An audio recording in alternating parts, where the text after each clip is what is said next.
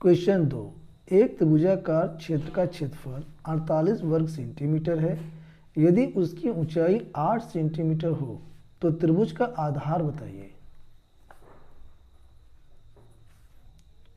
तो यहां पर हमें दिया हुआ है त्रिभुज का क्षेत्रफल,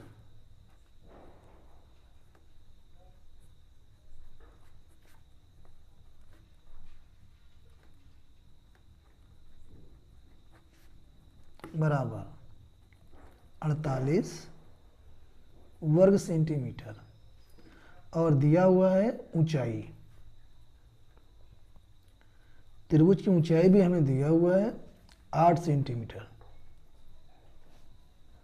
यहां पर हमें त्रिभुज का आधार बताना है। यहां लिख सकते हैं ऐसे, ठीक है। त्रिभुज का आधार बराबर क्वेश्चन मार्क, ये हमें बताना है। चूंकि हम जानते हैं त्रिभुज का क्षेत्रफल होता है 1/2 गुना आधार गुणा ऊंचाई बराबर त्रिभुज का क्षेत्रफल।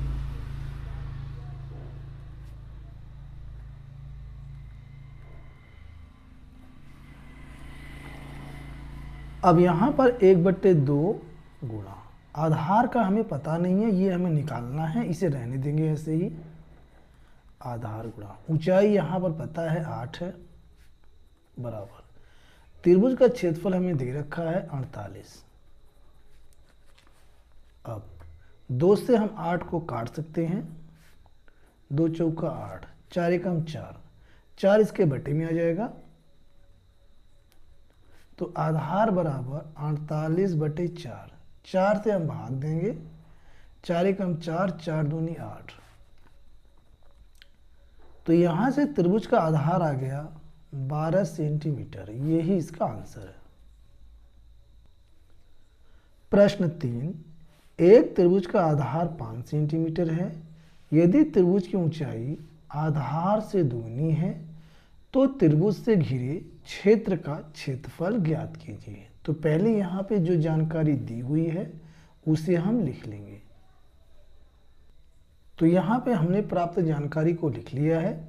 त्रिभुज का आधार 5 सेंटीमीटर, त्रिभुज की ऊंचाई आधार से दुगनी है, तो यहाँ हम लिखेंगे ऊंचाई इसके त्रिभुज की बराबर आधार से 2 गुनी है, इसे लिख सकते हैं आधार गुणा 2।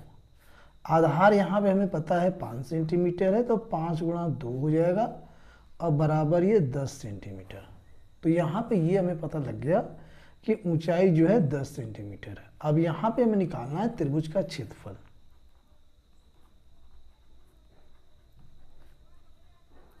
त्रिभुज का क्षेत्रफल, इसके लिए फार्मूला होता है 1/2 गुणा आधार गुणा ऊंचाई। ऊंचाई को कभी कभी शीर्ष लंब के नाम से भी जाना जाता है। 1/2 गुणा आधार, आधार कितना यहाँ पे है 5 गुणा में, ऊंचाई कितना है 10, 2 से काटेंगे, 2 एकम 2, 2 पंजे 10। अब 5 गुणा 5 करेंगे तो 5 पंजे 25 वर्ग सेंटीमीटर, यही त्रिभुज का क्षेत्रफल है। इस क्वेश्चन का राइट आंसर।